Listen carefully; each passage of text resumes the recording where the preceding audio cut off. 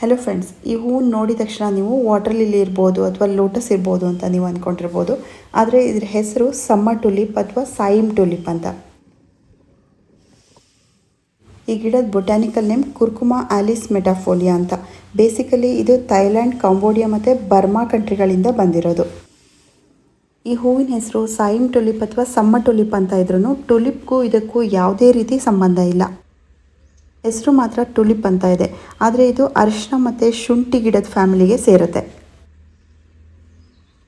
ಈ ಗಿಡ ಬೆಳೆಯೋದು ಕೂಡ ಅದೇ ರೀತಿಯೇ. ಶುಂಠಿ ಮತ್ತು ಅರಿಶಿನ ಹೇಗೆ ಗೆಡ್ಡೆಗಳ ಮುಖಾಂತರ ಬೆಳೆಯುತ್ತೆ, ರೈಸೋಮ್ಸ್ ಅಂತ ಹೇಳ್ತೀವಿ, ಅದೇ ರೀತಿ ಈ ಗಿಡ ಕೂಡ ರೈಸೋಮ್ಸ್ ಮುಖಾಂತರನೇ ಬೆಳೆಯೋದು.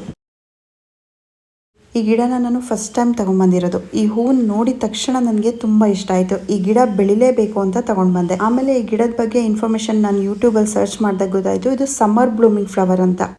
ಕರೆಕ್ಟ್ ಟೈಮಿಗೆ ನಾನು ತೊಗೊಂಡು ಬಂದಿದ್ದೀನಿ ಅಂತ ಅನ್ನಿಸ್ತು. ಸಮ್ಮರಿಂದ ಹೂ ಬರೋಕ್ಕೆ ಶುರುವಾದರೆ ಇದು ನವಂಬರ್ ತನಕ ಇದರಲ್ಲಿ ಹೂ ಬರ್ತಾನೆ ಇರುತ್ತಂತೆ. ಇದೊಂದು ಪೆರಿನಿಯಲ್ ಪ್ಲ್ಯಾಂಟ್ ಮತ್ತು ಪರ್ಮನೆಂಟ್ ಪ್ಲ್ಯಾಂಟ್ ಆಗಿರುತ್ತೆ. ನವಂಬರ್ ತನಕ ಇದರಲ್ಲಿ ಹೂ ಬರ್ತಾ ಇರುತ್ತೆ. ವಿಂಟರ್ ಸೀಸನಲ್ಲಿ ಇದರ ಎಲೆಗಳೆಲ್ಲ ಒಣಗುತ್ತಂತೆ. ಒಣಗಿದ ಮೇಲೆ ಇದರಲ್ಲಿ ರೈಸೋಮ್ಸ್ ಹಾಗೆ ಇರುತ್ತೆ. ಪುನಃ ಸಮ್ಮರ್ ಬಂದಾಗ ಅದರಲ್ಲಿ ಹೊಸ ಎಲೆಗಳು ಬಂದು ಪುನಃ ಹೂ ಬರೋಕ್ಕೆ ಶುರುವಾಗುತ್ತೆ. ಮೇಲ್ಗಡೆ ಪಿಂಕ್ ಕಲರ್ ಫ್ಲವರ್ ಇದೆಯಲ್ಲ, ಇದು ಇದರದ್ದು ಆ್ಯಕ್ಚುಯಲ್ ಫ್ಲವರ್ ಅಲ್ಲ. ಇಲ್ಲಿ ಒಳಗಡೆಯಿಂದ ಇದರಲ್ಲಿ ಹೂ ಬರುತ್ತೆ. ಪರ್ಪಲ್ ಕಲರ್ ಹೂ ಇರುತ್ತೆ. ಇದು ನಿಜವಾದ ಹೂವು. ಪಿಂಕ್ ಕಲರ್ ಹೂವಿಂದು ಕಲರ್ ನೋಡೋಕೆ ತುಂಬ ಚೆನ್ನಾಗಿರುತ್ತೆ. ಎಲೆಗಳು ಕೂಡ ಅಷ್ಟೇ ಬ್ಯೂಟಿಫುಲ್ ಆಗಿರುತ್ತೆ. ಇದು ಸಮ್ಮರ್ ಬ್ಲೂಮಿಂಗ್ ಫ್ಲವರ್ ಆದ್ರೂ ಇದಕ್ಕೆ ಸನ್ಲೈಟ್ ಎಷ್ಟು ಬೇಕು ಅನ್ನೋದನ್ನು ನೋಡೋಣ. ತುಂಬ ಹಾರ್ಶ್ ಆಗಿರೋ ಸನ್ಲೈಟಲ್ಲಿ ಇಡೋದಕ್ಕಿಂತ ಸೆಮಿ ಶೇಡಲ್ಲಿ ಅಥವಾ ಮೀಡಿಯಮ್ ಸನ್ಲೈಟಲ್ಲಿ ಚೆನ್ನಾಗಿ ಬೆಳೆಯುತ್ತೆ. ಸಮ್ಮರಲ್ಲಿ ಹೂ ಬಂದಮೇಲೆ ಇದನ್ನು ಇಂಡೋರಲ್ಲಿ ಕೂಡ ಇಟ್ಕೋಬೋದು. ಆದರೆ ತುಂಬ ಬೆಳಕಿರೋ ಕಡೆನೇ ಇಡಬೇಕು, ವಿಂಡೋ ಸೈಡಲ್ಲಿ ಇಡಬೇಕು. ಇಂಡೈರೆಕ್ಟ್ ಲೈಟ್ ಎಲ್ಲಿ ಜಾಸ್ತಿ ಬೀಳ್ತಾ ಇದೆ ಅಲ್ಲಿ ಇಡಬೇಕು. ಎಲೆಗಳು ತುಂಬ ಬ್ಯೂಟಿಫುಲ್ ಆಗಿರುತ್ತೆ. ನೋಡೋದಕ್ಕೆ ಇದು ಪ್ಲಾಸ್ಟಿಕ್ ಎಲೆಗಳೇನೋ ಅನ್ನಿಸ್ಬೇಕು, ಆ ರೀತಿ ಇರುತ್ತೆ. ಈ ಗಿಡನ ನೆಲದ ಮೇಲೆ ಕೂಡ ಹಾಕ್ಬೋದು, ಗ್ರೌಂಡಲ್ಲೂ ಹಾಕ್ಬೋದು. ಆದರೆ ಸ್ವಲ್ಪ ನೆರಳಿರೋ ಅಂಥ ಕಡೆ ಹಾಕಬೇಕು. ಯಾವುದಾದ್ರೂ ದೊಡ್ಡ ಗಿಡದ ನೆರಳು ಬೀಳೋ ರೀತಿ ಇರಬೇಕು. ಇದ್ರ ರೈಸೋಮ್ಸ್ ಮಲ್ಟಿಪಲ್ ಆಗೋದ್ರಿಂದ ಒಂದೆರಡು ಗಿಡಗಳನ್ನ ಹಾಕಿದರೆ ಸಾಕು. ಅದ್ರ ಪಕ್ಕ ತುಂಬ ಗೆಡ್ಡೆಗಳು ಬೆಳೆದು ತುಂಬ ಗಿಡಗಳಾಗಿ ಮಲ್ಟಿಪಲ್ ಆಗುತ್ತೆ.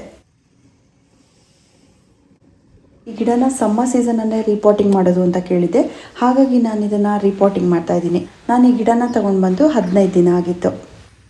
ಇದನ್ನು ತಂದಾಗಿಂದ ನಾನು ನೆರಳಲ್ಲೇ ಇಟ್ಟಿದ್ದೆ. ಮಾರ್ನಿಂಗ್ ಮಾತ್ರ ಸ್ವಲ್ಪ ಹೊತ್ತು ಇದಕ್ಕೆ ಬಿಸಿಲು ಬೀಳ್ತಾ ಇತ್ತು. ಇನ್ನು ಇಡೀ ದಿನ ಅಲ್ಲಿ ನೆರಳಿರ್ತಾ ಇತ್ತು. ಅಂಥ ಪ್ಲೇಸಲ್ಲಿ ನಾನು ಈ ಗಿಡನ ಇಟ್ಟಿದ್ದೆ. ಈ ಪಾಟಲ್ಲಿ ಬೇರ್ಗಳು ಎಷ್ಟು ಬೆಳೆದಿದೆ ಅಂದರೆ ಪಾಟ್ ಫುಲ್ ಕವರ್ ಆಗಿ ಬೆಳೆದಿದೆ. ಈ ರೀತಿ ಬೇರ್ಗಳು ಬೆಳೆದಿರೋದನ್ನ ರೂಟ್ ಬಾಂಡ್ ಅಂತ ಹೇಳ್ತಾರೆ.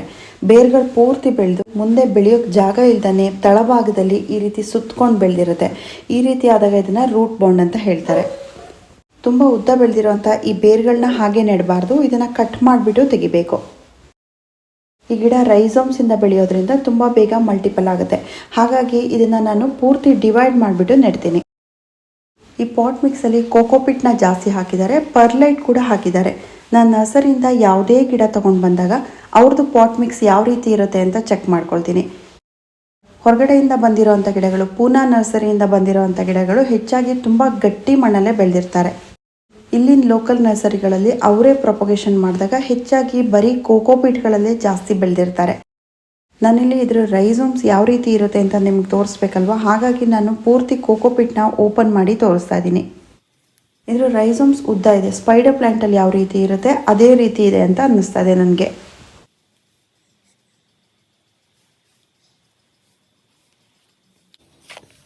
ಇದಕ್ಕೆ ನಾನು ಪಾಟ್ ಮಿಕ್ಸ್ನ ಯಾವ ರೀತಿ ತೊಗೊಂಡಿದ್ದೀನಿ ಅಂತಂದರೆ ಕೋಕೋಪಿಟ್, ಕಾಂಪೋಸ್ಟ್ ಮತ್ತು ಮಣ್ಣು ಈ ಮೂರನ್ನು ಈಕ್ವಲ್ ಆಗಿ ತೊಗೊಂಡಿದ್ದೀನಿ. ಅದಕ್ಕೆ ಒಂದು ಮುಷ್ಟಿಯಷ್ಟು ಬೇವಿನ ಪುಡಿನ ಸೇರಿಸ್ಕೊಂಡಿದ್ದೀನಿ. ಪಾಟ್ ಮಿಕ್ಸ್ ನೀವು ಹೇಗೆ ತೊಗೊಂಡ್ರು ವೆಲ್ ಡ್ರೈನಿಂಗ್ ಆಗಿರೋವಂಥ ಪಾಟ್ ಮಿಕ್ಸೇ ತೊಗೋಬೇಕು. ನೀರು ನಾವು ಹಾಕಿದ ತಕ್ಷಣ ಸರಾಗವಾಗಿ ಹೋಗೋ ರೀತಿ ಇರಬೇಕು.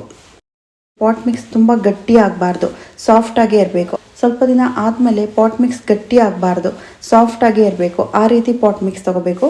ಮಣ್ಣು ಯಾವ ರೀತಿ ಇರುತ್ತೆ ಅನ್ನೋದ್ರ ಮೇಲೆ ಡಿಪೆಂಡ್ ಆಗುತ್ತೆ.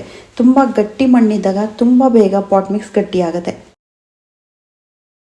ನಾನು ಶೇಡಲ್ಲಿಡೋ ಅಂಥ ಗಿಡಗಳಿಗೆ ಸಾಮಾನ್ಯವಾಗಿ ಇದೇ ರೀತಿ ಪಾಟ್ ಮಿಕ್ಸ್ ತೊಗೊಳ್ತೀನಿ.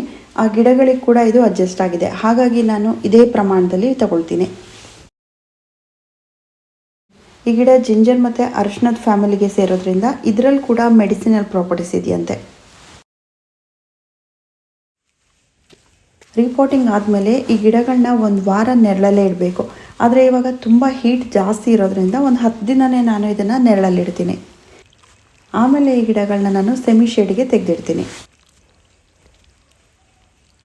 ರೀಪಾಟಿಂಗ್ ಮಾಡಿದ ಮೇಲೆ ಎಲ್ಲ ಗಿಡಗಳಿಗೂ ರೀಪಾಟಿಂಗ್ ಶಾಕ್ ಅಂತ ಆಗೇ ಆಗುತ್ತೆ. ಎಲೆಗಳೆಲ್ಲ ಬಾಡಿದ ಹಾಗಾಗುತ್ತೆ. ಅದರಲ್ಲೂ ಉದ್ದ ಇರೋವಂಥ ಎಲೆಗಳಿರುತ್ತಲ್ಲ, ಅದು ಮಲಗಿದಾಗ ಆಗುತ್ತೆ. ಆಮೇಲೆ ಅದು ನಿಧಾನವಾಗಿ 8-10 ದಿನ ಆದಮೇಲೆ ಸರಿ ಹೋಗುತ್ತೆ. ರೀಪಾಟಿಂಗ್ ಮಾಡಿದ ಮೇಲೆ ಗಿಡ ಡಲ್ ಆಗಿದೆ ಅಂತ ನೀರನ್ನು ಜಾಸ್ತಿ ಹಾಕೋಕ್ಕೆ ಹೋಗಬಾರ್ದು. ನಾವು ರೀಪಾಟಿಂಗ್ ಮಾಡಿದ ಮೇಲೆ ನೆರಳಲ್ಲೇ ಇಡೋದ್ರಿಂದ 2-3 ದಿನಕ್ಕೊಂದ್ಸಲ ನೀರು ಹಾಕಿದರೆ ಸಾಕು. ನಾವು ಫಸ್ಟು ನೀರನ್ನು ಜಾಸ್ತಿ ಹಾಕಿರ್ತೀವಿ, ಅದು ಪೂರ್ತಿ ಡ್ರೈ ಆದಮೇಲೆ ನೀರು ಹಾಕಬೇಕು. ಈ ಗಿಡನ ತುಂಬ ಲೋ ಮೇಂಟೆನೆನ್ಸ್ ಪ್ಲ್ಯಾಂಟ್ ಅಂತ ಕೇಳಿದ್ದೀನಿ ನಾನು. ವರ್ಷದಲ್ಲಿ 7-8 ತಿಂಗಳು ಹೂವು ಇರೋದ್ರಿಂದ ನೀವು ನಿಮ್ಮ ಹತ್ರದ ನರ್ಸರಿಗಳಲ್ಲೇನಾದರೂ ಇದು ಸಿಕ್ಕಿದರೆ ಮರೀದನ್ನೇ ಇದನ್ನು ತಗೊಂಡು ಬನ್ನಿ ಅಂತ ಹೇಳ್ತೀನಿ. ಯಾಕೆಂದರೆ ಇದ್ರ ಹೂವು ನೋಡೋಕ್ಕೆ ತುಂಬ ಚೆನ್ನಾಗಿರುತ್ತೆ. ಜಾಸ್ತಿ ಕೇರ್ ಮಾಡೋದು ಕೂಡ ಇರಲ್ಲ ಈ ಗಿಡಕ್ಕೆ. ಈ ಗಿಡಕ್ಕೆ ನಾನು 250 ರುಪೀಸ್ ಕೊಟ್ಟು ತೊಗೊಂಡು ಬಂದಿದ್ದು. ಒಂದು ಈ ರೀತಿ ಪಾಟ್ನ ನೀವು ತೊಗೊಂಡು ಬಂದರೆ ಅದನ್ನು ಡಿವೈಡ್ ಮಾಡಿಬಿಟ್ಟು 4-5 ಪಾಟ್ಗಳಲ್ಲಿ ಹಾಕಿಟ್ಕೊಂಡಾಗ ಎಲ್ಲದರಲ್ಲೂ ಹೂ ಬಂದಾಗ ನೋಡೋಕ್ಕೆ ತುಂಬ ಚೆನ್ನಾಗಿ ಕಾಣಿಸುತ್ತೆ. ಇದ್ರದ್ದು ಹೂ ಕೂಡ ಲಾಂಗ್ ಲಾಸ್ಟಿಂಗ್ ಆಗಿರೋದ್ರಿಂದ ಒಂದು ಸಲ ಹೂ ಬಂದರೆ ವಾರಗಟ್ಟಲೆ ಇದರಲ್ಲಿ ಹೂ ಇರುತ್ತೆ.